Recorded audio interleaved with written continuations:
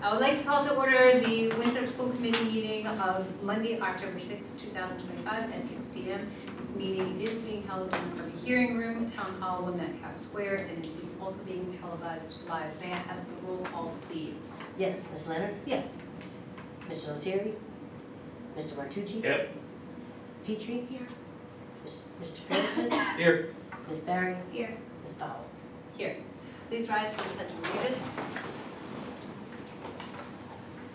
I pledge Allegiance to the flag of the United States of America and to the republic for which it stands, one nation, under God, indivisible, with liberty and justice for all. Please remain standing for a moment of silence for James Evans, who is a retired teacher and athletic director from the Winthrop High School. So Jim began his career in education in 1961 as a phys ed teacher and quickly became the cornerstone of the Winthrop athletic community.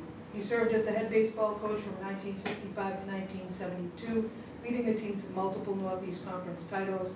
In 1972, he was appointed as the athletic director for the Winthrop Public Schools, a role that he held the distinction of for 22 years until his retirement in 1994. Among his many accolades, Jim was named Massachusetts Athletic Director of the Year in 1987, and he also received the Northeast Conference Man of the Year in 1976. Jim was a passionate advocate for student athletes and believed strongly in the importance of coaches being educators. He championed high participation rates in sports, and he was always proud of the fact that even though Winthrop was one of the smallest conferences in the Northeast, they still accumulated over 60 Northeast Conference titles across sports in his tenure as athletic director. He was instrumental in implementing Title IX in Winthrop, ensuring equal opportunity for female athletes. His efforts led to numerous championships for girls teams at conferences, regionals, and state levels. Mr. Evans's guiding principle was always, what is in the best interest of students? So we'll miss Mr. Evans and his closet filled with athletic supplies. That if you were like me, that was an assignment that you were given when you couldn't quite sit still in school. So this moment of silence is for Mr. Evans.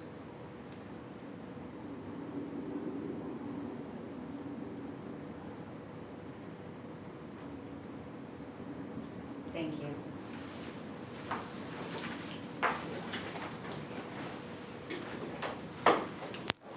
We have no delegates and visitors tonight, and we have no one here for public comment.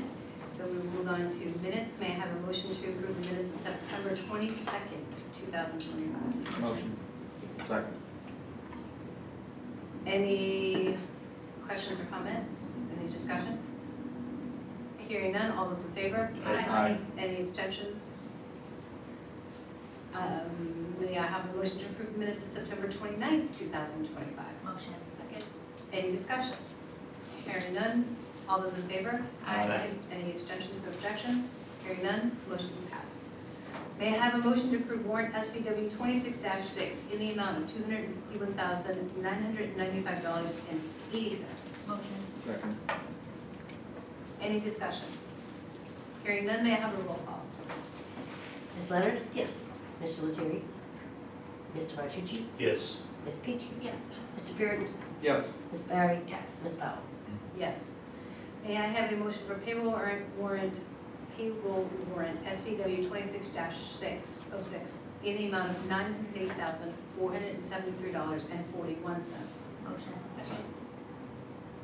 Any discussion? Hearing none, may I have a roll call? Ms. Leonard? Yes. Mr. Lettieri? Mr. Martucci? Stay.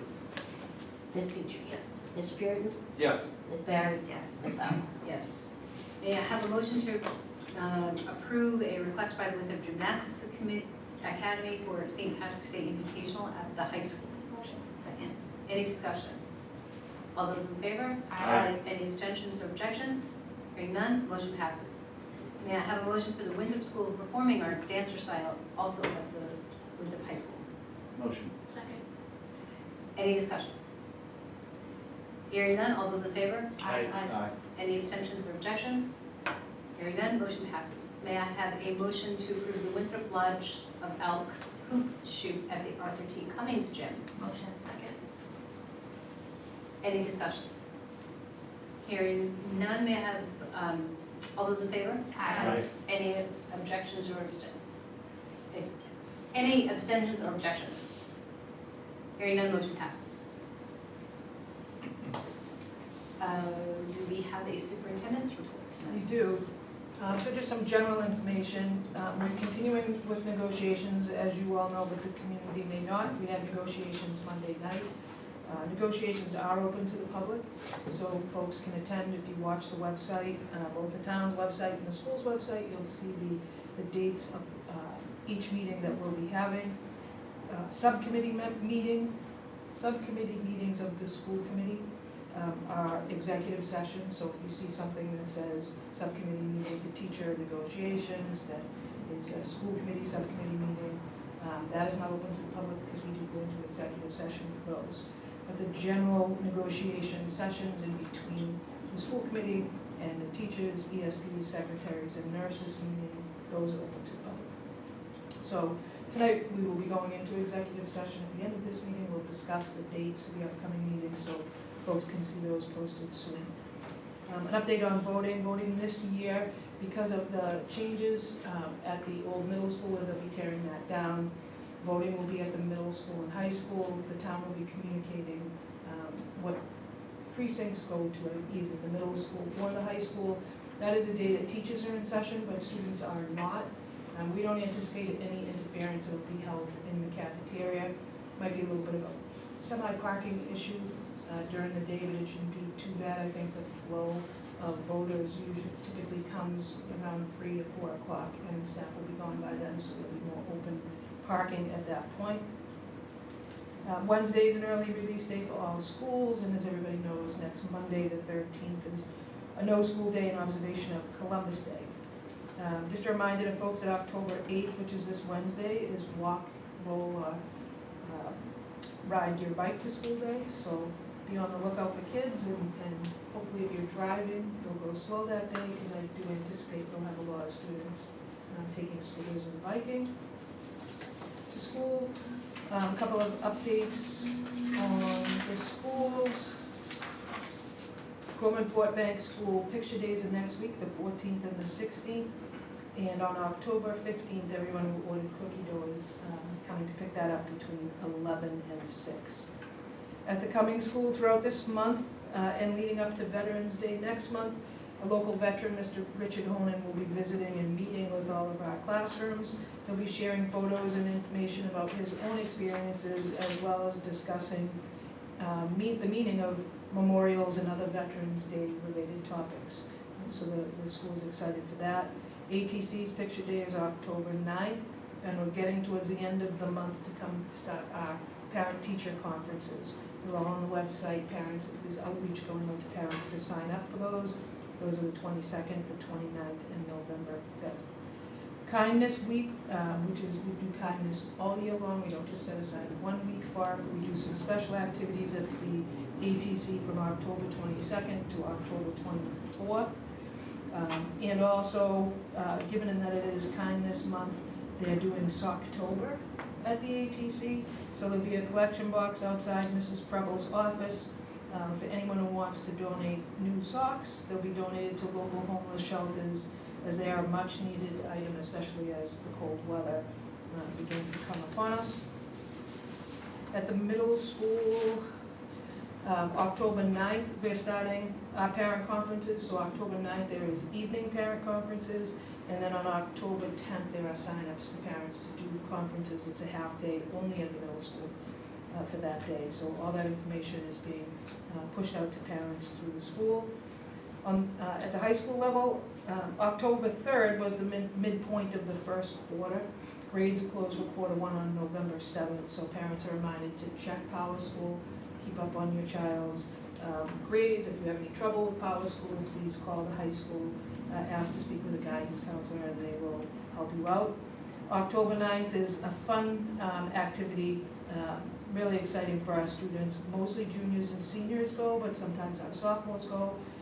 Freshmen through seniors are invited, and that's the college fair. College fair starts at 6:30. We really do get an array of colleges that show up. There's lots of little gifts that you can get. There's fidget toys and pens and neat stuff from each school. It's a good way to walk around and check out the school.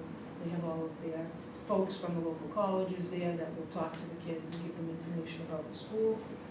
We have PSATs that we're gonna do on October 29th for grades 10 and October 30th for grade 11. The Fasella Scholarship contributes money to offset the cost, and I think it makes it free. I'll double check with Matt, but I'm pretty sure it's free. Money that they donate from the Fasella Foundation supplements or completely pays for that. And Mr. Crombie wanted me to remind parents and certainly committee members that the Academic Resource Center is up and running every Tuesday and Thursday after school. Students are encouraged to go to the Academic Resource Center to get support for themselves and in homework, projects that they have due, executive functioning, things that they have going on, questions that they just want to ask a teacher, or simply a space to sit down and do your homework, even if you don't really need any help. It's a nice supportive environment. There's a lot of students that attend and it's staffed, so that there are teachers that can certainly put you in the right direction. Also communicate for you to your teachers the next day if there is an issue that you're having. So we encourage our students to go, and we get a pretty good amount of kids that go. So that is my superintendent report for today. Excellent. Do we have any homeschool applications? We do not.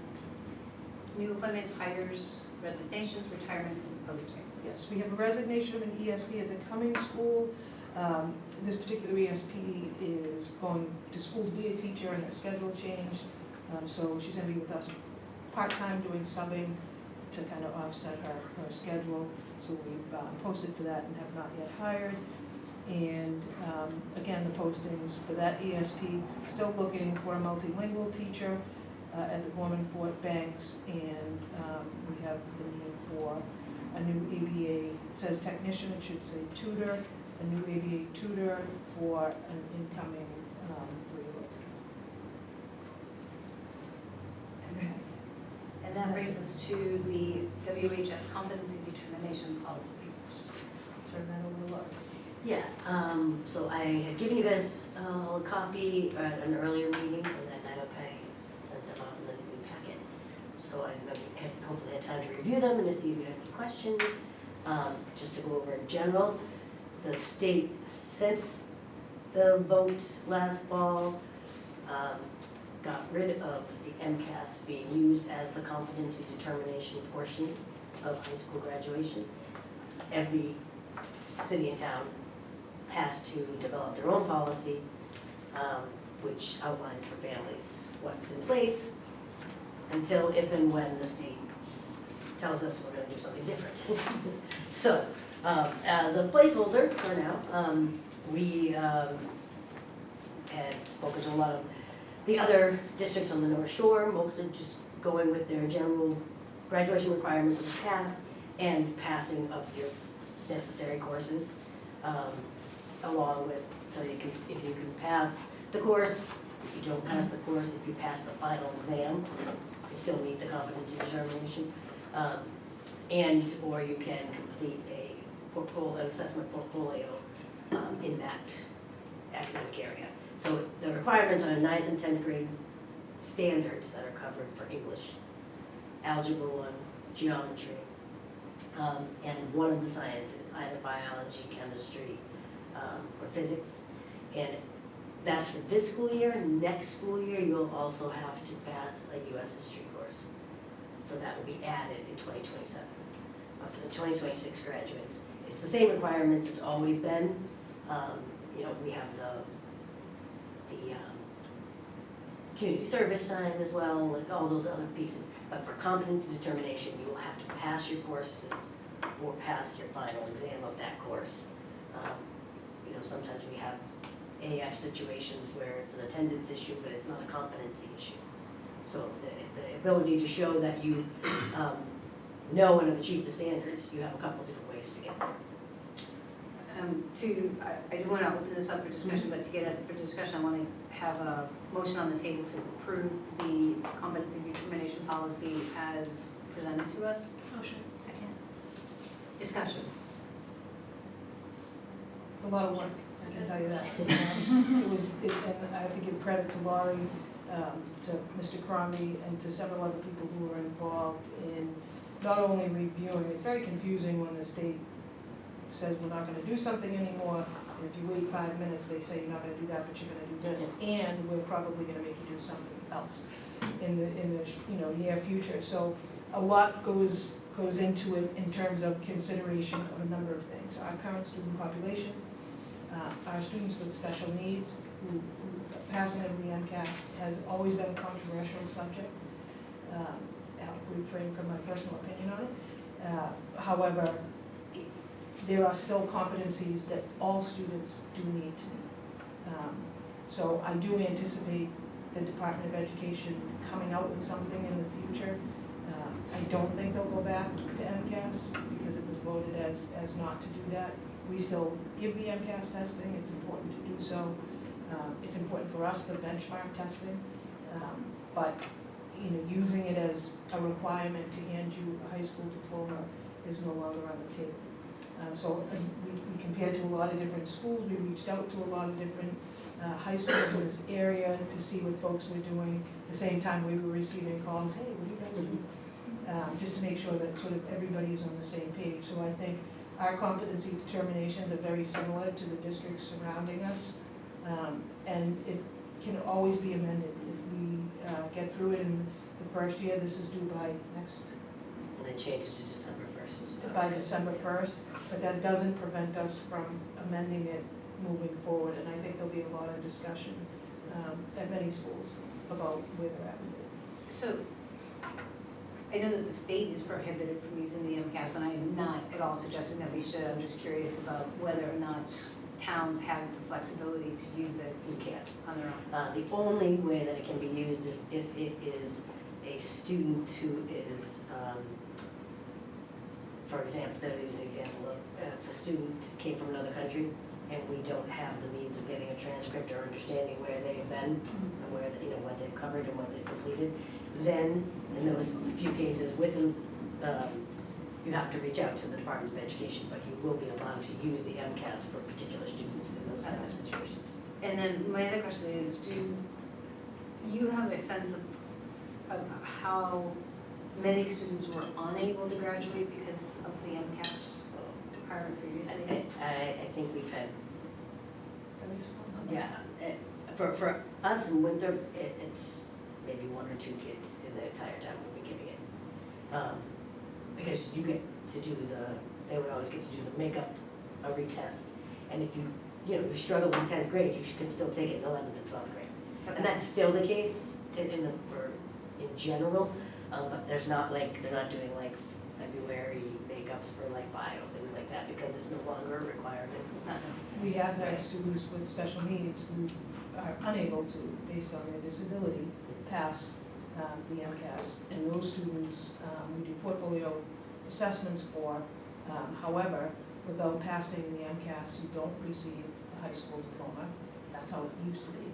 You could not receive a high school diploma, but you would receive sort of like a passing gift, which was a piece of paper that said, this is your competence, this is your certificate of attainment. Many students who got certificates of attainment actually did 4 or 5 more years of public school than the average student who received a high school diploma. And so if you can kind of put that in context, we have kids that don't graduate until they're 22 by law.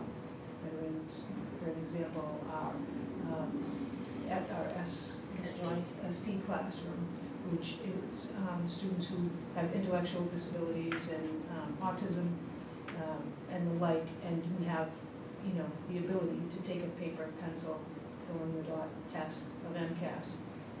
But they did have a portfolio assessment that was pretty comprehensive, very comprehensive, and showed their growth from the time they started with us until where they were at 22, which was beyond impressive. Yet they still did not receive something that said Winthrop High School diploma. So under these new regulations, do you have the flexibility to be able to correct all the students? For some students, may play a role. For others, there won't be any change to the process is now, because there are other graduation requirements that they, for one reason or another, are unable to participate in. You know, when I spoke at length with Mr. Crombie about it, you know, he really felt that, you know, what our families gain through the programs that our students are in, really, that it really wouldn't change anything that's been happening for 20 years for most of the students in the school. It may alter a little bit for some, but not likely to change for many. Okay. Any other questions? Yes. I recall during the policy subcommittee, we were talking about the option for, again, those one or two students who were not on an MCAS all track, but also did not pass the MCAS and therefore didn't get a diploma, that this policy could be retroactive to when they were here. Is that accurate? Yes, so we had to, with this policy, there was 2 Google Forms that were attached there. One is for anyone who graduated from Winthrop anyone who went to Winthrop High School from 2003 till 2024 who may not have received a high school diploma because of not passing the MCAS. If they met the requirements that we have now, according to their records, then they can petition to receive a diploma. Great, thank you. So they have that process. We also have an appeals process if for some reason someone does not qualify, that they have to do within 10 days of graduation. They have to file the appeal ahead of time in order to make sure we can look at it in a timely fashion. Okay. Excellent. Any other questions? I have a couple. Yeah. So for those students past students that could now possibly get their degree, how are they going to find out and Once this petition?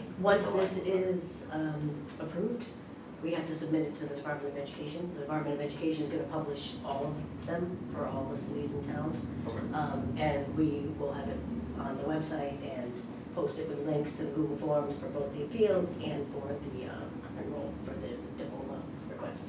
Okay, great. Second question was, why no requirement for U.S. history this year, but implementing it? It never has been. Okay. MCAS requirements only required the 2 years of math, the 2 years of ELA, and 1 year of science. So if you didn't pass biology, but then you took chemistry as a sophomore and you really grasped that, you know, the concept of chemistry, and you took the chemistry exam and passed that, that would be sufficient. Okay. So it's one of the 3. And that's the only ones that they used. Okay. U.S. history. I think they were planning on eventually, and so I think that's why they're saying next year, now that they've had the civics requirements in 8th grade and during high school, now they've decided that as of next year, it will be put in. And they choose the standards that they consider to be the skill levels needed in order to meet them. Thank you. Excellent. With no further questions, may I have a roll call? Ms. Leonard, Yes. Mr. Martucci, Yes. Ms. Petrie, Yes. Mr. Pearson, Yes. Ms. Barry, Yes. and Ms. Powell. Yes. Public relations. I do not have public relations today, I apologize. That is okay. Does anybody else have public relations? Okay. And with that, I will ask for a motion to go into executive session, and I do anticipate adjourning immediately after executive session. And this is to discuss strategy with respect to collective bargaining and litigation. And I have determined that having an open meeting may have a detrimental effect on the bargaining of said of our union situations, and with that, may I have motion? Second. May I have a roll call, please? Ms. Leonard? Yes. Mr. Martucci? Yes. Ms. Petrie? Yes. Mr. Pearson? Yes. Ms. Barry? Yep. Ms. Powell? Yes. With that, we are in executive session.